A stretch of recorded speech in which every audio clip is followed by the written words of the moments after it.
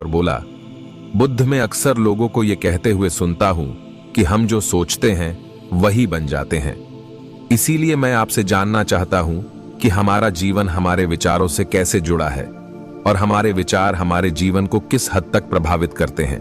बुद्ध ने कहा कि यह सत्य है कि मनुष्य जो सोचता है वही बन जाता है। कोई भी विचार जिसे हम लंबे समय तक अपने मन में रखते हैं और उसके बारे में बार बार सोचते रहते हैं, हम वैसे ही बन जाते हैं। लोग उन्हीं के साथ अपना निर्माण करते हैं जिनके बारे में वह लगातार सोचता रहता है। व्यक्ति का चरित्र उसके विचारों से ही बनता है। यदि विचार अच्छे हैं तो चरित्र भी अच्छा होगा, और यदि विचार गंदे हैं तो चरित्र भी बुरा होगा। अगर आप ध्यान से देखेंगे तो पाएंगे कि आपके जीवन का हर पहलू आपके किसी न किसी पहलू से जुड़ा है। आप आज जो भी है अपने विचारों की वजह से है। आपके विचार अच्छे या बुरे किसी न किसी तरह से आपके जीवन को अच्छा या बुरा बना रहे हैं। हम जैसा सोचते हैं वैसे ही हमारा चरित्र बन जाता है। जिस प्रकार स्वस्थ बीज के बिना कोई वृक्ष विकसित नहीं हो सकता, उसी प्रकार अच्छे विचारों और अच्छे चरित्र के बिना कोई भी मनुष्य सफल नहीं हो सकता। और यदि उसके विचार नकारात्मक है तो वो अपने जीवन को गलत दिशा में मोड़ देगा।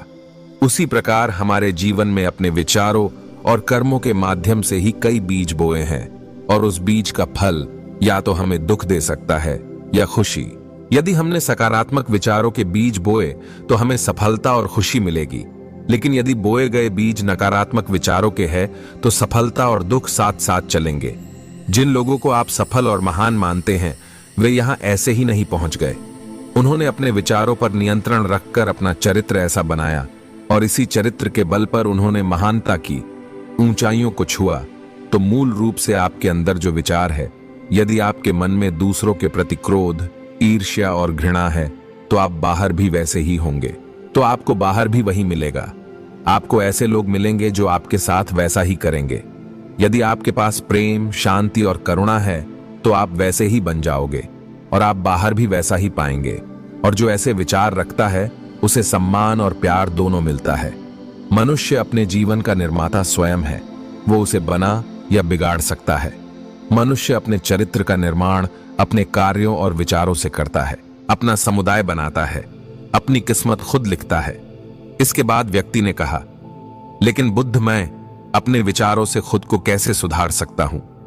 बुद्ध ने कहा कि अगर तुम खुद को सुधारना चाहते हो तो सबसे पहले अपने विचारों पर ध्यान देना शुरू करो। तुम्हें यह देखना होगा कि तुम दिन भर क्या सोच रहे हो। क्या तुम दिन भर मन में बुराई और लोगों के प्रति नफरत पाल रहे हो? आपको बस इस बात पर ध्यान देना है कि आप अच्छाई की ओर जा रहे हैं या बुराई की ओर। जब आप अच्छे से समझ जाएंगे कि आपके दिमाग में अच्छे विचार चलते हैं या बुरे, तभी आप अपने सोचने के तरीके में बड़ा सकारात्मक बदलाव कर पाएंगे। आपके अंदर कभी ना खत्म होने वाला खजाना है। आप नहीं जानते कि आप क्या कर सकते हैं, आप किस तरह की अद्भुत शक्तियां प्राप्त कर सकते हैं। आपने महान योद्धाओं और महान लोगों के बारे में तो सुना ही होगा। यदि आपको उनकी शक्तियों पर विश्वास नहीं है तो आपको बस यह मानना होगा कि आग के बिना धुआं नहीं होता। जरूर उनमें कुछ तो बात होगी जिसकी वजह से उनके बारे में इतना कुछ लिखा और कहा गया है। तो वो कौन लोग थे जो दुनिया में महान योद्धा और आदर्श के रूप में पूजे जाते थे? अगर हम थोड़ा और गहराई से सोचे तो ये वो लोग थे जिन्होंने अपने भीतर के अटूट खजाने को पहचाना। वे लोग अभ्यास करते रहे और सभी की भलाई करने वाले लोगों की मदद करके खुद को बेहतर बनाते रहे, और वे दुनिया में महान और अमर हो गए। और अगर आप भी ऐसा ही करना चाहते हो तो सबसे पहले आपको अपने विचारों पर ध्यान देना होगा। बुद्ध ने आगे कहा, एक व्यक्ति के मन की बगीचे से तुलना की जा सकती है। जैसे बगीचे को साफ और सुंदर रखना, समय समय पर उसमें पानी देना पड़ता है, पौधे की देखभाल करनी पड़ती है। इस तरह हमें अपने मन को भी सुंदर और सकारात्मक बनाए रखने के लिए उसका ख्याल रखना होगा। इसमें से लगातार नकारात्मक विचारों को हटाकर सकारात्मक विचारों को जगह देनी होगी। इसके लिए हमें डर, चिंता, नफरत और ईर्ष्या जैसी भावनाओं से खुद को दूर रखना होगा, और इसके लिए आपको अपने अंदर चल रहे विचारों पर लगातार ध्यान देना होगा। किसी भी व्यक्ति के अंदर उठने वाले विचार और उसका चरित्र अधिकतर उसके आसपास के वातावरण और परिस्थितियों पर निर्भर करते हैं। लेकिन इसका मतलब ये नहीं है कि किसी व्यक्ति की स्थिति खराब है या उसके विचार सदैव गलत रहे होंगे। वो उन पर ध्यान देकर अपने विचारों को बदल सकता है, और जैसे ही उस व्यक्ति के विचार बदल जाते हैं तो उसका चरित्र और उसके काम करने का तरीका अपने आप बदल जाता है। ये सभी चीजें धीरे धीरे सीखनी होती हैं। विचारों के काम करने के तरीके को समझना होगा। आपको सबसे पहले यह स्वीकार करना होगा कि जो काम सामने वाला कर सकता है वो आप भी कर सकते हैं। आपको बस इसका बार बार अभ्यास करने की जरूरत है, नई चीजें सीखने की जरूरत है। जैसे जैसे आपका मन बदलेगा, आपकी परिस्थितियां भी बदल जाएगी। आप जो भी विचार बीज रूप में अपने मन में डालते जाएंगे, ये धीरे धीरे आपके चरित्र और आपके कार्यों में दिखना शुरू हो जाएगा। और एक बार वह विचार आपके अंदर आ जाएंगे तो आपको सफल होने से कोई नहीं रोक पाएगा। लेकिन अगर वह बीज या विचार नकारात्मक है तो आपको असफलता से कोई नहीं बचा पाएगा। इसीलिए अपने विचारों के प्रति बहुत जागरूक रहने की जरूरत है। आप अपने अंदर किस तरह के विचार ला रहे हैं, एक बात हमेशा याद रखें, हमें वो नहीं मिलता जो हम चाहते हैं, बल्कि हमें वो मिलता है जो हम हैं और हम अपने विचार हैं। इसलिए इच्छा करना और उस इच्छा के बारे में अच्छा सोचते रहना और उसे पूरा करने का प्रयास करना दो बिल्कुल अलग चीजें हैं।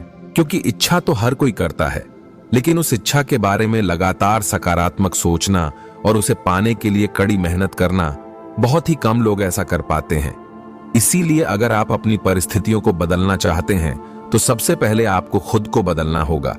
लेकिन ज्यादातर लोग अपनी परिस्थितियों को तो बदलना चाहते हैं, लेकिन अपने सोचने और काम करने के तरीके को नहीं बदलना चाहते। और अगर लोग ऐसे ही रहेंगे तो उनके हालत कभी नहीं बदलेंगे। फिर उस व्यक्ति ने कहा कि बुद्ध, हमारे विचारों का हमारे शरीर पर क्या प्रभाव पड़ता है? फिर गौतम बुद्ध कहते हैं कि हमारा शरीर हमारे दिमाग का गुलाम है। हम जो भी सोचते हैं उसका पहला प्रभाव हमारे शरीर पर ही पड़ता है। आपने देखा होगा कि जो लोग बहुत अधिक चिंता करते हैं और डरते हैं वे जल्दी बीमार पड़ जाते हैं। साथ ही जो लोग दूसरों से ईर्ष्या करते हैं और हमेशा नकारात्मक सोचते हैं वे भी जल्द मानसिक और शारीरिक बीमारी का शिकार हो जाते हैं। और अगर आप ऐसा सोचते हैं तो आपके साथ भी ऐसा ही होगा। इसके विपरीत जो लोग हमेशा खुश रहते हैं वे दूसरों के बारे में अच्छा सोचते हैं, हमेशा स्वस्थ रहने के बारे में सोचते रहते हैं, तो उनकी ऊर्जा एक समान हो जाती है। और इस ऊर्जा का सकारात्मक प्रभाव सबसे पहले उनके शरीर पर पड़ता है। क्योंकि जिस व्यक्ति का मन शांत होता है उस व्यक्ति के शरीर की आधी बीमारी अपने आप ही खत्म हो जाती है। हम स्वस्थ रहेंगे या बीमार, यह हमारे आसपास के माहौल और परिस्थितियों के अलावा हमारी सोच पर भी निर्भर करता है। एक कमजोर और बीमार विचार हमारे शरीर को भी कमजोर और बीमार बना देता है। आपने अपने आसपास देखा होगा कि जो लोग बीमार होने से सबसे ज्यादा डरते हैं, जो सबसे ज्यादा बीमार पड़ते हैं, इस डर ने लाखों लोगों की जान ले ली है। इसके विपरीत जो लोग अपने शरीर के बारे में अच्छा सोचते हैं वे स्वस्थ और मजबूत महसूस करते हैं, और जिनके विचार शुद्ध होते हैं उनका शरीर स्वस्थ और मजबूत हो जाता है। वैसे ही हमारा शरीर सिर्फ एक उपकरण है और हमारा दिमाग इस उपकरण को नियंत्रित कर रहा है। जैसे अच्छा भोजन हमारे शरीर के लिए जरूरी है, उसी तरह अच्छी सोच यह हमारे शरीर के लिए भी बहुत महत्वपूर्ण है। जैसे ही आपके विचार शुद्ध हो जाएंगे, इसका सबसे पहला असर आपके शरीर पर दिखाई देगा। एक शुद्ध और सकारात्मक दिमाग आपको कभी भी खराब खाना खाने नहीं देगा। इसीलिए सबसे पहले अपने दिमाग को सुरक्षित रखें, फिर यही दिमाग आपके शरीर को हर बीमारी से बचाएगा। यदि कोई बीमार और कमजोर व्यक्ति अपने शरीर को पूरी तरह से स्वस्थ बनाना चाहता है तो उसे सबसे पहले अपने शरीर को ठीक करना चाहिए। विचार और उसका मन, उसे प्रकृति के संपर्क में रहना चाहिए, उसे सूरज की रोशनी में रहना चाहिए, और एक सेकंड के लिए भी अपने शरीर के बारे में नकारात्मक नहीं सोचना चाहिए। वो जैसा स्वास्थ्य चाहता है वैसे ही उसे महसूस करना चाहिए, और पूरा विश्वास है कि वो वैसा बन सकता है। फिर उस व्यक्ति ने कहा, बुद्ध, अब आप मुझे बताएं कि हमारे विचार हमारे लक्ष्य को कैसे प्रभावित करते हैं। बुद्ध ने बताया कि जब तक हमारा लक्ष्य हमारे विचारों के अनुरूप नहीं होगा तब तक आपको सफलता नहीं मिल सकती है। कहने का मतलब यह है कि आप हर दिन एक नई चीज सोच सकते हैं, जो मैं आज चाहता हूं, मैं यह बनना चाहता हूं, कल मैं वह बनना चाहता हूं, या बाद में कुछ और। लेकिन जब तक आप अपने लिए कोई लक्ष्य निर्धारित नहीं करते, तब तक आप कोई भी बड़ा काम नहीं कर सकते। क्योंकि नियम यही है कि जो काम हम बार बार करते हैं, उसी काम में हम आश्चर्यजनक सफलता हासिल कर सकते हैं। अगर आप हर दिन अपना लक्ष्य बदलते रहते हैं, तो आप कभी भी सफल नहीं हो पाएंगे। इसीलिए आपके जीवन में एक निश्चित लक्ष्य होना चाहिए और आपको अपनी पूरी मेहनत और लगन से उस लक्ष्य को पूरा करने का प्रयास भी करना चाहिए। और इसके लिए आपको अपने सभी विचारों को अपने लक्ष्य पर लगाना होगा, अन्यथा आपके विचार बिखरे रहेंगे और हो सकता है कि एक बार आप असफल हो जाए या आपको शुरुआत में कोई सफलता न मिले, तो दूसरों को देखकर आपके मन में यह ख्याल आने लगता है कि यह काम तो आसान है, जब वो इस काम में सफल हो सकता है तो मैं भी सफल होकर अच्छा पैसा और नाम कमा सकता हूं। और यह भी संभव है कि इस काम में असफल होकर भी आप दूसरी तरह भागो, और ऐसा करते समय आप कई काम करते हैं, लेकिन हो सकता है कि आप किसी एक चीज में सफल ना हो पाए। इसीलिए आपको पहले एक चीज तय करनी होगी, तभी आपके विचार एक काम पर फोकस कर पाएंगे। अब आपका वह लक्ष्य कुछ भी हो सकता है, चाहे मन की शांति पाना हो या अमीर बनना हो, लेकिन याद रखें लक्ष्य वही है जो आपके विचारों को एक दिशा में केंद्रित रख सके। यदि आप बार बार अपने लक्ष्य हासिल करने में असफल हो रहे हैं, तो इसका मतलब ये नहीं है कि आप इसे हासिल नहीं कर सकते, बल्कि इसका मतलब है कि आपके पास अपने लक्ष्य को हासिल करने का तरीका गलत है। इसीलिए आपको अपना लक्ष्य नहीं बदलना है, बल्कि अपनी सोच और अपने काम करने का तरीका बदलना है। अगर आप ऐसा करेंगे तो आप धीरे धीरे सीख जाएंगे और अपने लक्ष्य तक पहुंच जाएंगे। अपनी असफलताओं से कभी मत डरो।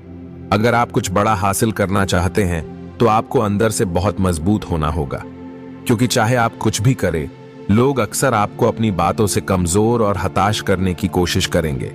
इसीलिए अगर आप डरेंगे, तो आप अपने किसी भी लक्ष्य में सफलता हासिल नहीं कर पाएंगे, क्योंकि डर आपकी सभी आशाओं को नष्ट कर देता है और आपके सभी विचार केवल आपके डर तक ही सीमित रह जाएंगे, और डर डर कर आप खुद को शारीरिक और मानसिक रूप से बीमार बना लेते हैं। तब आपको समझ आएगा कि आपने अपने झूठे डर के एहसास में कितनी बड़ी गलती कर दी है, और फिर आपके लिए खुद को उस स्थिति से बाहर निकालना बहुत मुश्किल हो जाएगा। इसीलिए सबसे पहले एक लक्ष्य बनाएं, ताकि आपके विचार उस पर केंद्रित हो सके।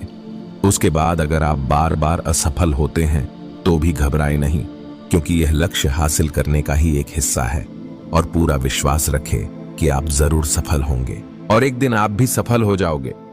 फिर उस व्यक्ति ने कहा, बुद्ध विचारों और मन की शांति के बीच क्या संबंध है? बुद्ध ने बताया कि मन की शांति एक ऐसा खजाना है जिसे दुनिया के 1% लोग भी हासिल नहीं कर सकते, और जिसने ये खजाना हासिल कर लिया है, वह दुनिया के सबसे भाग्यशाली व्यक्ति है। वह भीड़ में सबसे अलग दिखता है।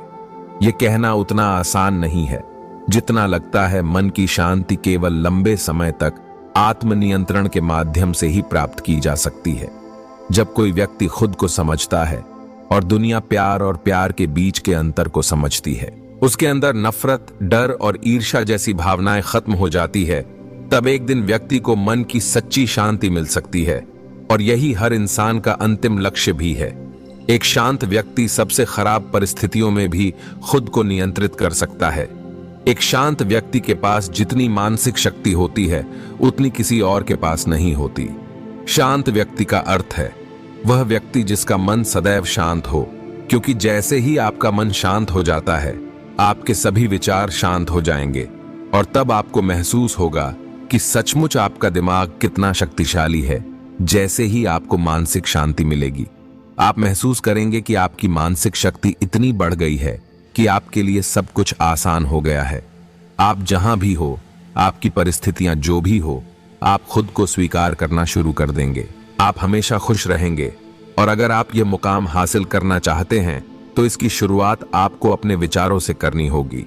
अपने विचारों पर नियंत्रण, और अपने विचारों पर यह नियंत्रण आप केवल ज्ञान के माध्यम से ही प्राप्त कर सकते हैं। इतना कहकर बुद्ध चुप हो गए और ध्यान करने लगे, और वह व्यक्ति भी उनको प्रणाम कर वहां से चला गया।